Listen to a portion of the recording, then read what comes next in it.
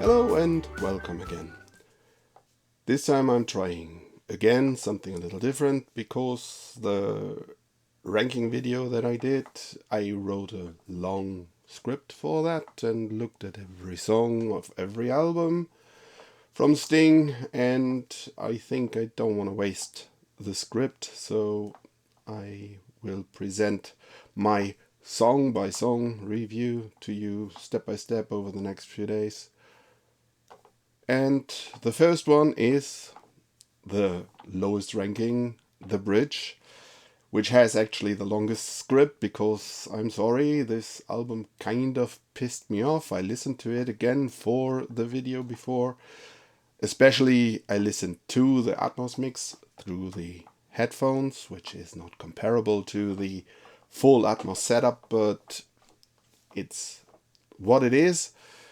And even the Atmos mix, I must say, is, in my opinion, rather flat and not really impressive. Maybe I will pick out a song or two to review later in one of my review and reaction videos. But for now, I wanted to talk about the album, song by song, going through how I think about them. Let's start with Rushing Water, which has a very weirdly effect-laden voicing, and I want to say the lyrics are not really up to what Sting normally is delivering. Best example, in my opinion, is I'll see my shrink on an analyst couch, hit me with a hammer and I'll say ouch. Seriously? Come on, you can do better than that. And may I remind you, this is one of the two songs that in the end did make it on my playlist. That's one song that I actually would be listening to every now and then. The second song, If It's Love, when I heard it the first time I thought it was interesting. But when I listened to it a few more times, it was quite annoying with this happy pappy whistling that I simply could not take it anymore. I'm sorry, it's just...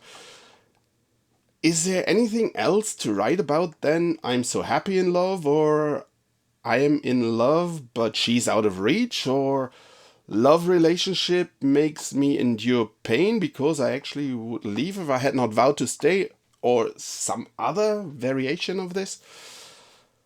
And something that started maybe with Sacred Love or even earlier, this seriously forced and overt reference to the Holy Book and God, etc.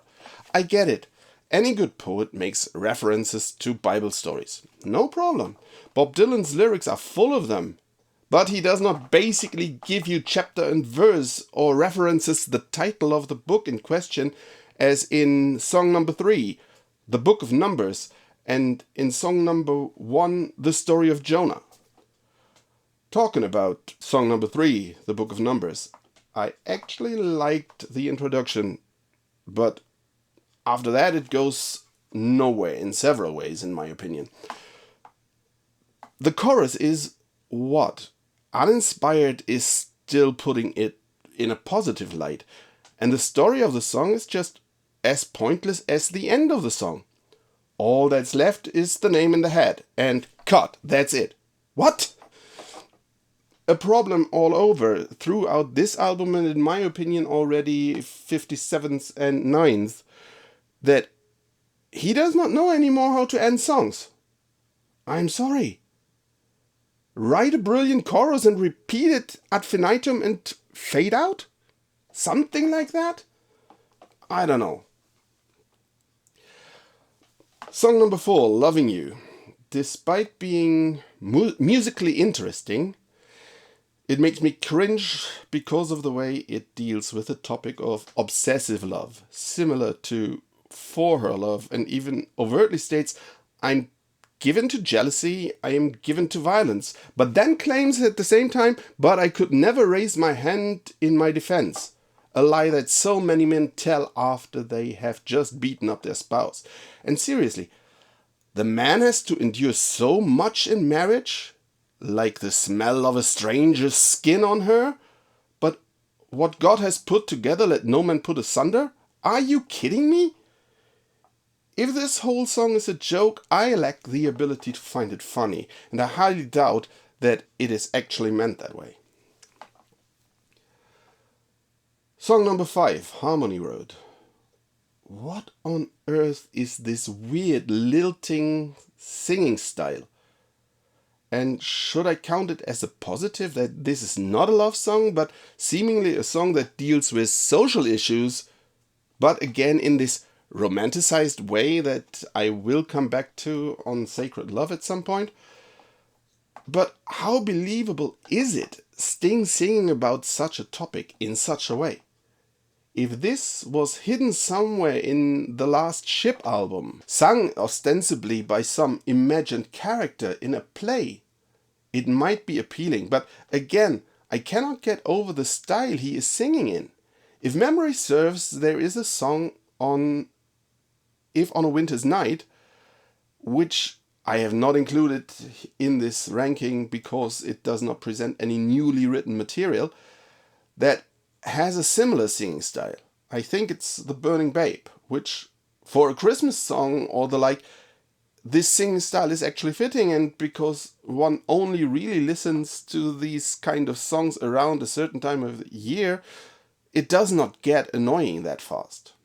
On the next song, we are back to the number one topic, love, with a guitar riff that is just a small step away from Shape of My Heart. For her love, seriously, what would a man do? In other words, the man is obsessed with this woman, or with a woman. I know my criticism will be seen as woke culture, of which I surely seem to be a representative, because I cringe when I hear lyrics like that. I am sorry, but could this not have been about what would a woman not do for her child? The obsessive love of a male for a female too often ends in bloodshed and tears, and has been dealt with thousands of times and mostly in ways that paint it as something good, which it isn't. Song number 7, Hills of the Border. This one is another song that makes it to my playlist. I already said that I like folk music, and this is quite folksy. I like it even though it is far from perfect and takes a few missteps in the singing melody in my opinion. Still, it is well ahead of basically any other song on this album, and it has the advantage that the lyrics are not about love. The instrumentation with accordion and violin is interesting and rather unusual for Sting's later output. But guess what? The song called Captain Bateman, song number 8, is nothing but a love song hidden in a story about some prisoner of war or whatever. The first stanza tells us details about this captain, but nothing about the jailer's daughter that then comes in and tries to free him, except that she is pretty and a creature of captivating beauty, and that she has the hots for this captain, for no good reason, and wants to marry him after she has helped him flee the prison and the country. No explanation for this urge and no motivation or character at all on her side. And this guy has nothing better to do than to use her and then abandon her as soon as he is free. But it at least seems he pays for his betrayal with his life and the life of all the others that happen to be on board his cursed ship. Speak of bad karma. Does it matter that the other passengers had nothing to do with his sin? I actually would go for some of the folksier element in this song, but the lyrical content and the chorus, which is just so unfitting, simply make that impossible. Anyone who likes songs in this direction, lyrically, look up an old English folk song called William Taylor, which I know in a version by Patrick Street, a folk supergroup consisting of Kevin Burke, Andy Irvin, Jackie Daly, and Artie McGlynn, which actually has a strong female character that takes matters into her own hand and makes the unfaithful lover pay. Song number 9, The Bells of St. Thomas. I am sorry, but this is just musically boring. That's the best I can say about it. And what is this lyrically? The unfaithful wife who is taken in some stranger for her sexual pleasure, it seems, but surely the poor guy is tortured by what he has done because he fears final judgment? Or do I get this wrong? I don't know. She even offers him money and he refuses, obviously, because that was not what they agreed on and he surely is no prostitute, right? And a place to stay she offers because her husband is away and he, the noble stranger, refuses. A fucking Catholic guilt trip this is, with another nondescript woman that somehow has caused the noble man to fall who seemingly was betrayed by a woman before, which is thrown in as an explanation for his decrepit condition, which is described in all detail throughout. Sorry, I cannot do anything with this. Song number 10, The Bridge. The moment Sting starts to sing, I am completely turned off. There simply is a certain style of singing that Sting seemingly enjoys now, a more classical way I think, that I simply cannot stand at all. Even if this would be musically an unforgettable masterpiece, which it is not, and lyrically just mind-blowing, all that could not save it for me because of the singing style.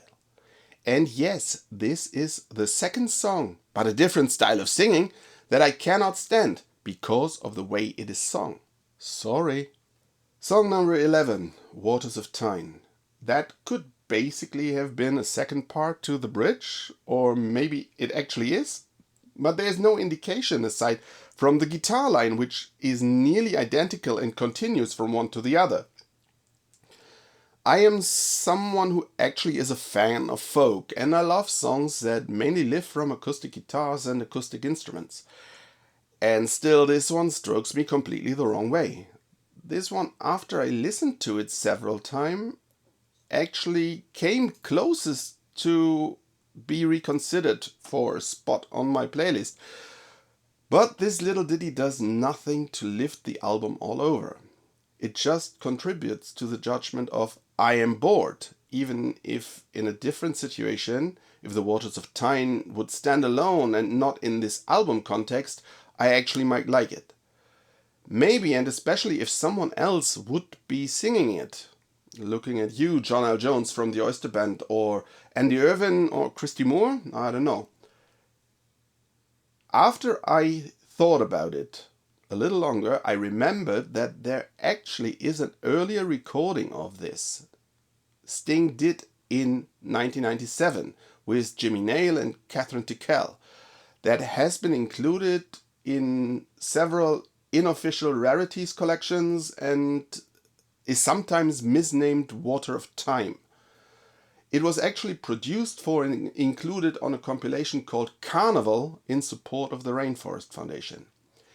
And maybe it is because I heard the other one first that I prefer the different instrumentation and the slightly different tempo, etc. But I actually very much prefer the older version. Sting's voice is in better form on that one in any case. Plus the shifted key from F major for the 1997 to C major in the 2021 version, which might be a reason why the new version does simply not appeal to me. Sometimes a simple key change just sucks the life out of a song. Song number 12. Is this even a song? What on earth is this? Some musical ideas thrown together, and Sting lacked any ideas for lyrics to put on there, but still wanted to put it out because he had to fill the album.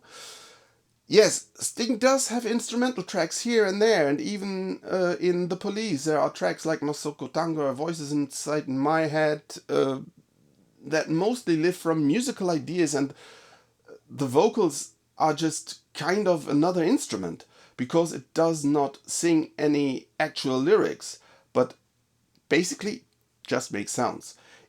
even some throwaway jamming like Ooh La La La Hugh has more to it than this. Another meaningless contribution to the blandness and boringness, if that is even a word, of this album. Song number 13. Unlucky 13? I don't know. Sitting on the Dock of the Bay. The less said about this version, the better. I already have no connection to the original or any of the previous 10,000 cover versions of this. But this is just some superfluous exercise in futility. And it gets worse. Bonus track. I guess the Lord must be in New York City. It was a bonus track on one of the many editions of this album, and what the... It is a cover version of a song written by Harry Nilsson, or Nielsen, I have no idea, Nilsson, no E in between, for the movie Midnight Cowboy, but it was not used in the movie. I wonder why? Whatever moved Sting to cover this is beyond me, and I'm sorry, the result is atrocious, and the lyrics, which I have to reiterate, are not written by Sting, but he gives voice to them, are just hair-raising. Yes, I have never been, and for all I know, will never go to New York City. So I am sorry, I do not get the obsession that people have with that city. And anyone taking a second glance at my channel should know what I think about the idea of God being anywhere. And with this, I'm finally done with tearing up an album by an artist that I love to listen to and that has been with me through thick and thin since I was 15 years old. One thing I have to add. I actually went back through the set lists of Sting's concert up to the release of this album, and even though Rushing Water was the single of the album and it was played for some time after the release of The Bridge, hardly any other song of this album made it on the set list even directly after its release. There were at most 3 beside Rushing Water, and basically by 2023 all of them had disappeared from the set lists, as have any songs from the previous album, 57th and 9th, and not even I Can't Stop Thinking About You survived. I think that says a lot about what people actually want to hear and listen to at Sting's concerts, and the staying power and, in conclusion, the quality of the newer songs. Why take on the B or C listers from the later albums when the people come to listen and enjoy the A-listers of earlier albums, and most definitely the Police years? I will try not to be as harsh and detailed with the other albums because, let me state it again, I am a fan of Sting since I was 15. I'm done here now. I hope somebody enjoyed this. I see you whenever I see you, and goodbye.